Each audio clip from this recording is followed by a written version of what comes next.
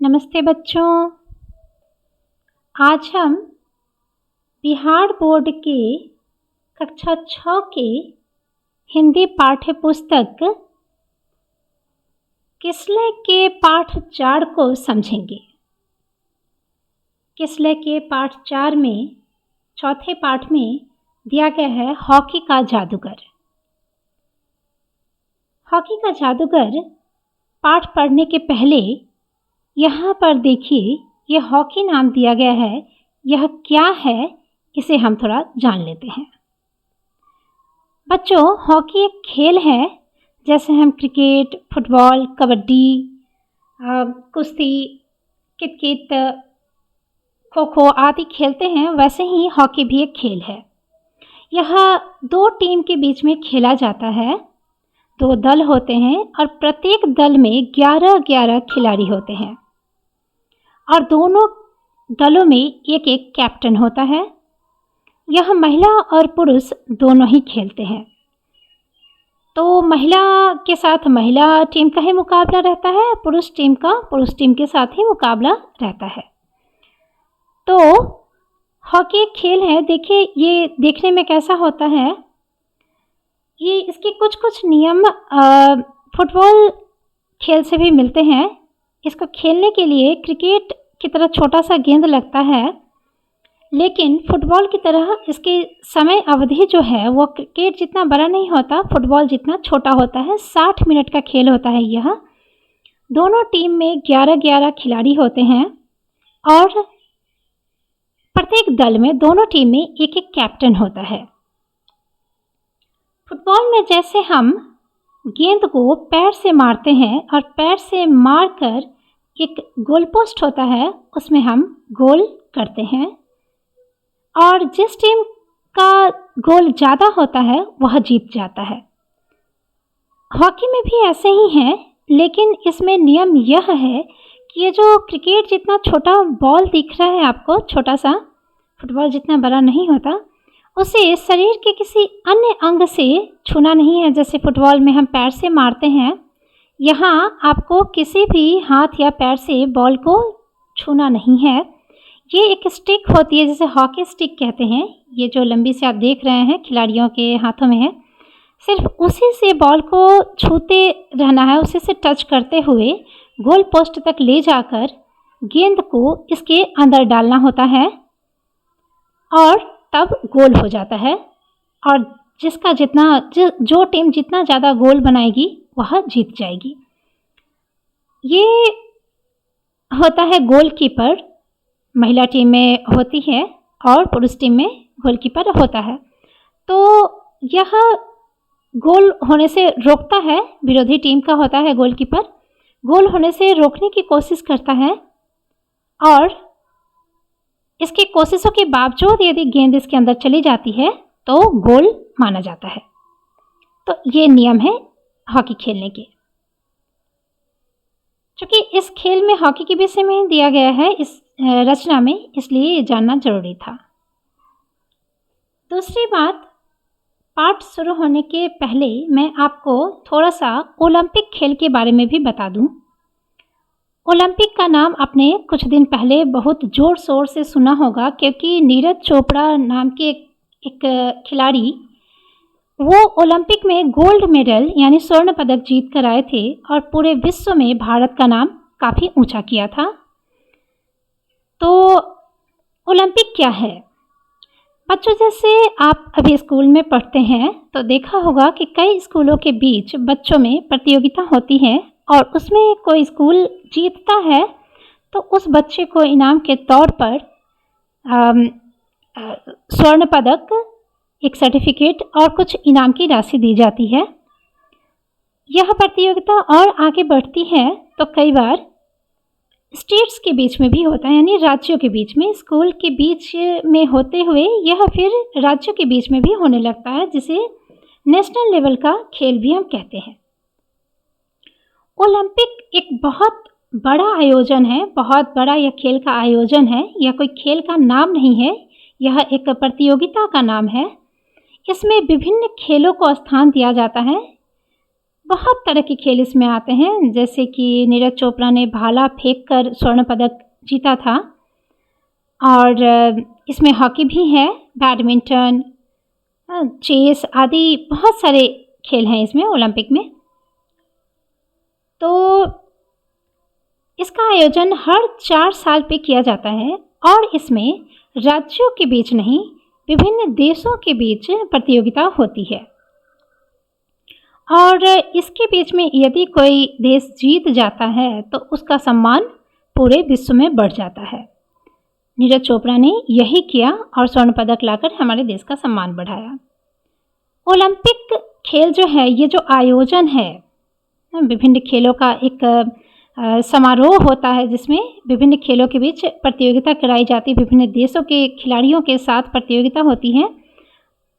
तो यह शीतकालीन यानी विंटर यानी ठंडे के मौसम में एक ओलंपिक होता है और एक ग्रीष्मकालीन यानी गर्मी के मौसम में एक ओलंपिक होता है। लेकिन बच्चों, यह हर साल नहीं होता। यह शीतकालीन ओलंपिक जो है वह 4 साल पे होगा, जैसे कि 2018 में हुआ तो फिर यह 2022 में होगा, 2022 में हुआ तो फिर ये 2026 में होगा। ग्रीष्मकालीन जो ओलंपिक है वह भी ऐसा ही है, ये बिल्कुल इससे अलग चलता है। ये 2016 में हुआ है तो 2020 में होगा, 2020 में हुआ है तो 2024 में होगा। तो आप देख सकते हैं कि 2018 शीतकालीन ओलंपिक हो चुका है, क्योंकि 2018 तो बीत गया है। 2022 जो कि चल रहा है तो यह भी हो चुका है फरवरी महीने में। यह चाइना जो देश है हमारा पड़ोसी है, वहाँ हो चुका है। 2026 का शीतकालीन ओलंपिक ये पहले से तय रहता है स्थान, ये इटली देश में होगा। ग्रीष्मकालीन ओलंपिक 2016 का तो हो ही चुका है, ये ब्राज़ील देश में हुआ था। 2020 का जो ओलंपिक है वह भी हो चुका है, यह टोक्यो में हुआ था। बच्चों, इसी में नीरज चोपड़ा ने हमारे देश का नाम रोशन किया था स्वर्ण पदक जीतकर। 2020 में टोक्यो में जो ये होना था, कोरोना की वजह से 2021 में इसको संपन्न कराया गया था। अब नेक्स्ट यानी अगला जो ग्रीष्मकालीन ओलंपिक है यह 2024 में होगा, जो कि पेरिस यानी फ्रांस में यह किया जाएगा। टोक्यो जो है वो जापान की राजधानी है, तो जापान में नीरज चोपड़ा ने स्वर्ण पदक जीता था। तो ये दोनों आने वाला है।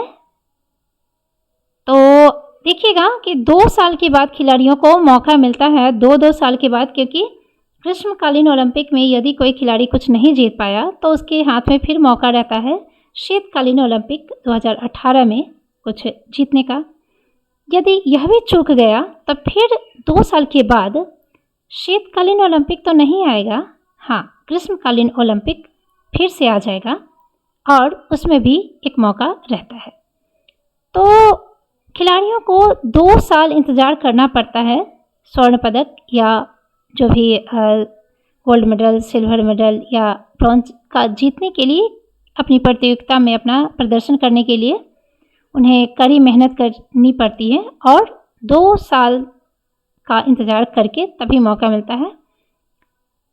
और यह कह सकते हैं ओलंपिक जो है ये दोनों एक दूसरे से बिल्कुल अलग है। तो हम कहेंगे ओलंपिक खेलों का आयोजन 4 साल के बाद, 4 साल के बाद किया जाता है। 2 चीज़ आप जान के, हॉकी खेल के बारे में और ओलंपिक के बारे में। तीसरी बात मैं आपको बता दूं, जिसका जिक्र इस कहानी में आपको मिलेगा, इस रचना में मिलेगा, वह है आर्मी के बारे में। बच्चों, आर्मी में जब आर्मी या रेलवे इत्यादि जो इसमें जब नौकरी होती है तो बहुत से लोगों का खेल कोटा में भी नौकरी होती है, यानी जो बच्चे खेल में अच्छे होते हैं उन्हें एक विशेष अवसर दिया जाता है इन जगहों पे सरकारी नौकरी पाने का। कई बार ऐसा होता है कि यहाँ नौकरी मिलने के बाद उन्हें खेलने का भी मौका मिलता है, यानी खेलने में अच्छे हों तो सरकारी नौकरी का मौका है, और सरकारी नौकरी यदि मिल गई इन जगहों पर तो खेलने का भी मौका मिल सकता है। तो इस तरह होता है।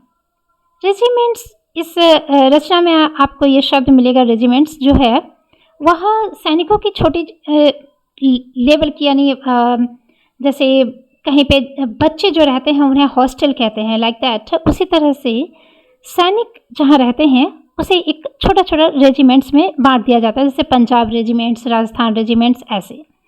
और वहाँ का एक हेड होता है जिसे हम सूबेदार कहते हैं, वो वहाँ के सारे रख रखाव का ध्यान रखता है। उनका पोस्ट मेजर का भी हो सकता है, कर्नल भी होते हैं लोग, इस पे अलग अलग पोस्ट होता है। तो आर्मी के ये शब्द हैं, सेना के शब्द हैं, इसको थोड़ा ध्यान रखिएगा।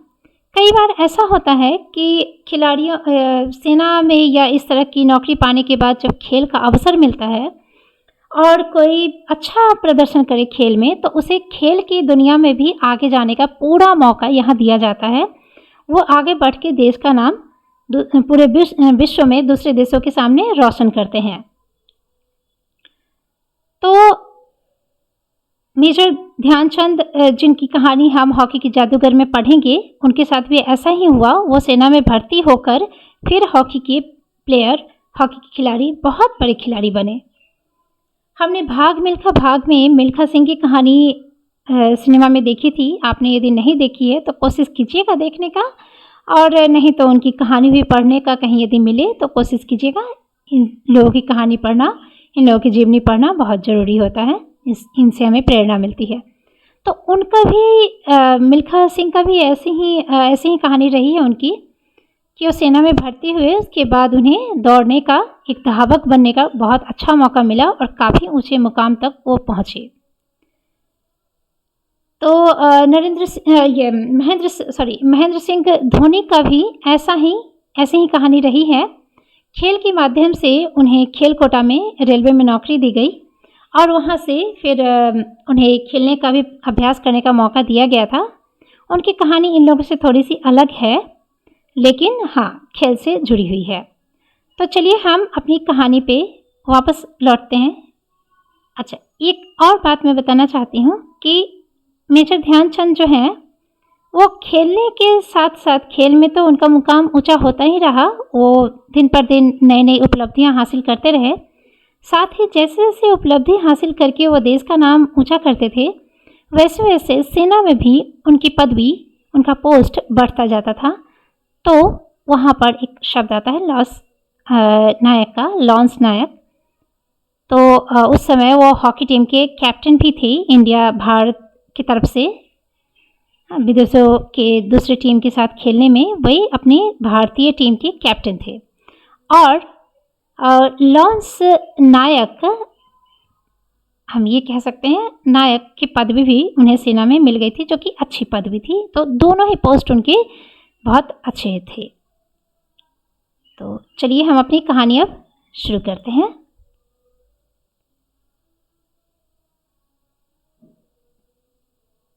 हॉकी का जादूगर। मैंने आपको बताया था कि रचना के नाम को हम शीर्षक भी कहते हैं। पिछले वीडियो में मैंने आपको बताया था नाम को शीर्षक भी कहते हैं। यहाँ पर देखिए, इस शीर्षक में आपको हॉकी शब्द मिल रहा है। मैंने आपको बताया हॉकी खेल है और कैसा है ये भी बता दिया। यहाँ पर ये देखिए, ये जो मात्रा आप देख रहे हैं, क्या आपको ये लग रहा है कि ये सही लिखा गया है? क्योंकि यहाँ पर ये चंद्र बिंदु नहीं है और ना ही आ की मात्रा है। आपको क्या लग रहा है कि यहाँ चंद्र बिंदु में बिंदी देना छूट गया है? क्या यह प्रिंटिंग मिस्टेक लग रहा है आपको? यदि आपको ऐसा लग रहा है तो यह गलत है।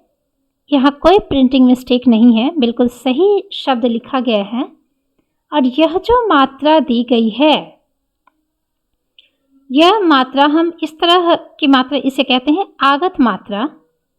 चूँकि हमारा देश बहुत दिनों तक अंग्रेज़ों का गुलाम रहा है, इसलिए अंग्रेज़ी भाषा के बहुत से शब्द हिंदी भाषा में हम इस्तेमाल करते हैं और हिंदी के भी कई शब्द अंग्रेज़ी भाषा में जा चुके हैं, क्योंकि बहुत दिनों तक हम लोगों ने साथ साथ अपने संस्कृति का आदान प्रदान किया था। तो अंग्रेजी भाषा के कई शब्द जैसे कि कॉलेज है, ऑफिस है, doctor, boss, box, hockey, ball इत्यादि हम जब हिंदी में बोलते हैं तो इसे हम सही उच्चारण इंग्लिश की तरह नहीं कर पाते, जो कि ज़रूरी है क्योंकि ये उस भाषा के शब्द हैं तो वैसे ही उच्चारण करना उचित है। इसे हम कॉलेज या कॉलेज नहीं कह सकते। ऑफिस को हम ऑफिस या ऑफिस नहीं कह सकते। डॉक्टर को हम डॉक्टर या डॉक्टर नहीं कह सकते। तो इसके सही उच्चारण के लिए हमारे हिंदी वर्णमाला में कोई भी मात्रा नहीं थी, इसलिए हमने इस मात्रा को बनाया जिससे कि हम इसका सही सही अंग्रेजों जैसा उच्चारण कर पाएँ। जब हम एक कॉलेज कहते हैं तो ये कॉलेज नहीं होता। कॉलेज एंड कॉलेज का अंतर आपको समझ में आएगा। इसका उच्चारण हम ऐसे करते हैं, काउ, कॉलेज। ऑफिस जब हम कहते हैं तो हम ये इस मात्रा को कहते हैं। जैसे कि डॉक्टर, तो हम डॉक्टर नहीं कहते, हम डॉक्टर कहते हैं, डॉक्टर। ये इस उच्चारण के लिए हमारे पास कोई मात्रा नहीं थी तो ये हमने इस्तेमाल किया। इसमें आप देखिए चंद्र बिंदु जैसा एक चंद्र तो बना है लेकिन बिंदी नहीं है। क्योंकि यह मात्रा हम अंग्रेजी भाषा के शब्द बोलने के लिए किए हैं, इसलिए हम आगत मात्रा कहते हैं। यह हिंदी की नहीं थी तो आई हुई, दूसरी भाषा से आई हुई मात्रा हम कहेंगे। ये ध्वनि हम दूसरी भाषा से लिए हैं तो ये है आगत। ये मात्रा आप सीख के रखिए।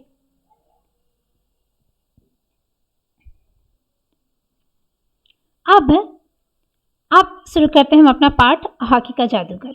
लेकिन फिर से इसके शुरू होने के पहले हम देख लेते हैं इसके रचनाकार कौन है। इसके रचनाकार हैं मेजर ध्यानचंद। मेजर ध्यानचंद, इन्होंने ही इस रचना को लिखा है और हॉकी के जादूगर स्वयं मेजर ध्यानचंद ही थे। तो कहने का मतलब है कि उन्होंने अपने ही विषय में लिखा है। इसमें हॉकी का जादूगर उन्होंने अपने ही विषय में लिखा है, लेकिन उन्होंने अपनी ज़िंदगी की सारी घटनाओं का जिक्र नहीं किया। तो इसलिए हम इसे आत्मकथा यानी अपनी ही कहानी, अपनी कथा नहीं कहेंगे। यदि कोई इंसान अपनी पूरी कहानी, अपनी ज़िंदगी की पूरी कहानी लिखता है तो उसे हम कहते हैं आत्मकथा, लेकिन यह आत्मकथा नहीं है।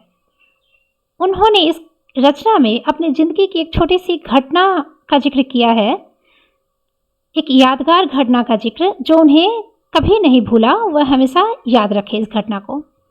ऐसी घटनाओं का लेखन हम क्या कहते हैं? ऐसी घटनाओं को हम संस्मरण कहते हैं। जैसे कि संस्मरण, देखिए यहाँ पर जब मैं आपको अरमान पाठ पढ़ा रही थी, प्रथम चैप्टर अरमान पाठ जब पढ़ा रही थी तो मैंने आपको बताया था कि वह एक कविता है। असली चित्र पढ़ाते समय मैंने आपको बताया था कि वह एक कहानी है। चिड़िया पाठ पढ़ाते समय मैंने फिर से बताया था कि वह एक कविता ही है। लेकिन आज जब मैं हॉकी का जादूगर को आपके सामने विवरण करने जा रही हूँ, आपको समझाने जा रही हूँ, तो मैं कह रही हूँ कि यह एक संस्मरण है, यानी किसी व्यक्ति के ज़िंदगी में घटी कोई ऐसी घटना जो हमेशा स्मरण रहे, उसको जब लिखा जाता है तो उसे हम उस व्यक्ति का संस्मरण कहते हैं। ये मेजर ध्यानचंद का संस्मरण है। ये मेजर ध्यानचंद के द्वारा लिखी गई कोई कहानी या कविता नहीं है। तो यह मेजर ध्यानचंद के द्वारा लिखी गई संस्मरण है, उनके द्वारा लिखा गया संस्मरण है, क्योंकि इसमें एक घटना का जिक्र है। यदि इन सब चीज़ों को हम क्या कहते हैं? ये सारी कविता, कहानी, संस्मरण, नीचे आइए, ये देखिए पत्र लेखन भी हम आगे चलकर पढ़ेंगे। कुछ और आगे जाएंगे तो हम एक एकांकी भी पढ़ेंगे और बाकी सब कहानी, कविता है। यहाँ देखिए एक जीवनी भी है। हाँ, तो ये सारी चीज़ें क्या कहलाती हैं? ये कहलाती हैं, हम इन्हें कहेंगे साहित्य की विधा, साहित्य की विधाएं, यानी बहुत सारी विधा हो जाएगी तो विधाएं। जैसे कि उदाहरण के तौर पे यहाँ पे देख लीजिए, यदि हम, जैसे पहला पाठ में आपको समझाई थी, तो अरमान किस विधा की रचना है? मैंने बताया था कि वह एक कविता है, तो हम यदि कोई आपसे प्रश्न करे अरमान किस विधा की रचना है, तो आप या हम क्या उत्तर देंगे? हम कहेंगे अरमान एक कविता है। यह विधा है, साहित्य की विधा, हिंदी साहित्य की विधा है। असली चित्र किस विधा की रचना है, तो हम यहाँ क्या उत्तर दे सकते हैं? असली चित्र एक कहानी है, तो कहानी जो है वह हिंदी साहित्य की एक विधा है। तो चलिए, काफ़ी चीज़ें स्पष्ट हो गई। अब हम अपना पाठ शुरू करते हैं। मेजर ध्यानचंद ने इसमें लिखा है, खेल के मैदान में धक्का मुक्की और नोकझोंक की घटनाएं होती रहती हैं। खेल में तो यह सब चलता ही है। जिन दिनों हम खेला करते थे उन दिनों भी ये सब चलता था।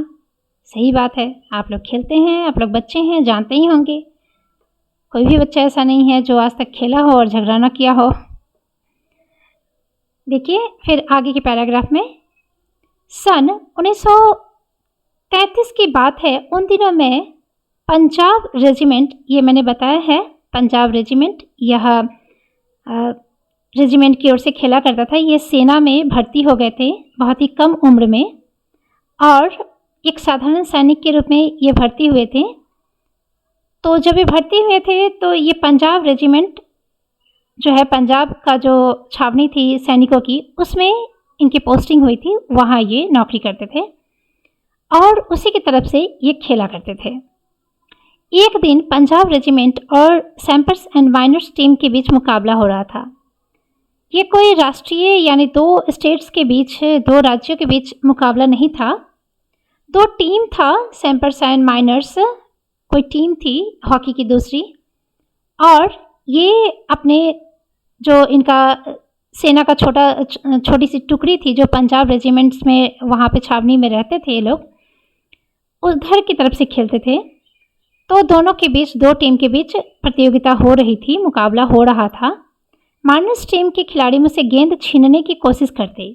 मैंने कहा कि ये जो स्टिक से लेकर, प्लेयर्स स्टिक से लेकर इसको गोल पोस्ट तक ले जाने की कोशिश करते हैं, और रास्ते में दूसरी टीम उससे गेंद छीनने की कोशिश करती है, क्योंकि गेंद एक ही रहता है, सब प्लेयर्स को अलग अलग गेंद नहीं दिया जाता।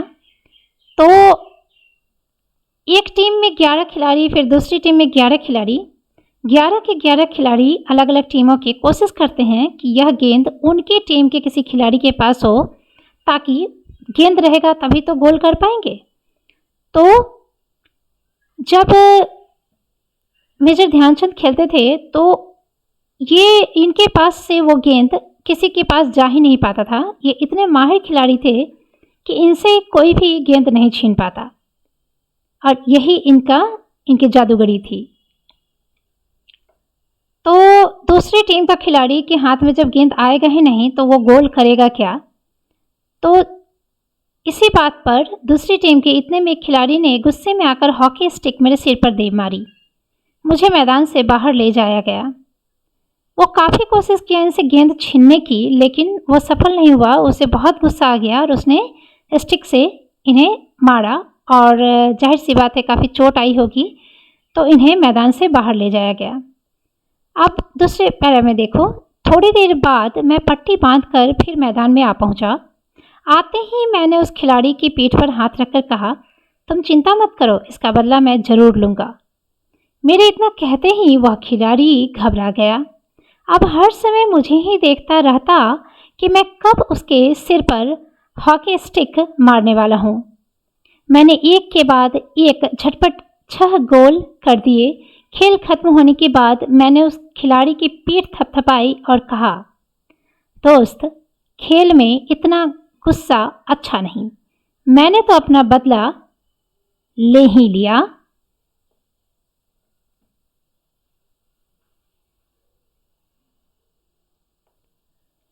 अगर तुम मुझे हॉकी नहीं मारते तो शायद मैं तुम्हें 2 ही गोल से हराता। जैसा कि मैंने आपको पहले बताया था, जो टीम ज़्यादा गोल करेगा वही जीतेगा। अब मान लीजिए कि एक टीम ने 2 गोल किया और दूसरे सामने वाली टीम ने 3 गोल कर दिया, तो वह जीत जाएगा 1 गोल से। लेकिन यदि एक टीम ने 2 गोल किए और सामने वाले टीम ने 6 गोल कर दिए, तो वह 4 गोल से जीत जाएगा।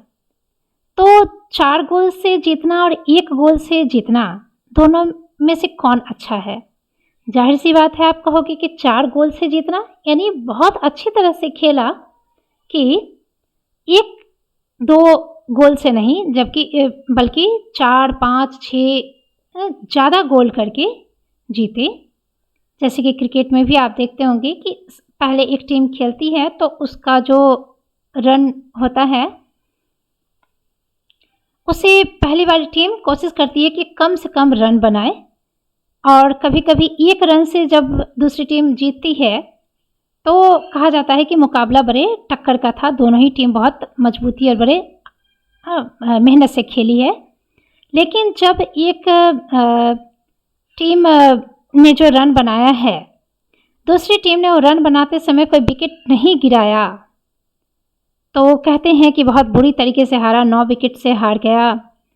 हाँ, तो बहुत बुरी तरीके से हार जो होती है, वही मेजर ध्यानचंद ने यहाँ पर दूसरी टीम को दिया, और यह भी कहा कि देखो, यदि तुम मुझे नहीं मारते तो शायद मैं उतने उत्साह से नहीं खेलता और तुम्हें इतने बुरे तरीके से नहीं हराता जितना मैं तुम्हें अभी हरा पाया हूँ, तो मैंने अपना बदला ले लिया। वह खिलाड़ी सचमुच बड़ा शर्मिंदा हुआ, तो देखा आपने मेरा बदला लेने का ढंग। मेजर ध्यानचंद कहते हैं कि देखिए कैसे मैंने उसे बदला लिया। उसने सोचा कि मैं उसे उसी की तरह मारूंगा, लेकिन मैंने अपना बदला उसे शर्मिंदा करके लिया। सच मानो, बुरा काम करने वाला आदमी हर समय इस बात से डरता रहता है कि उसके साथ भी बुराई की जाएगी।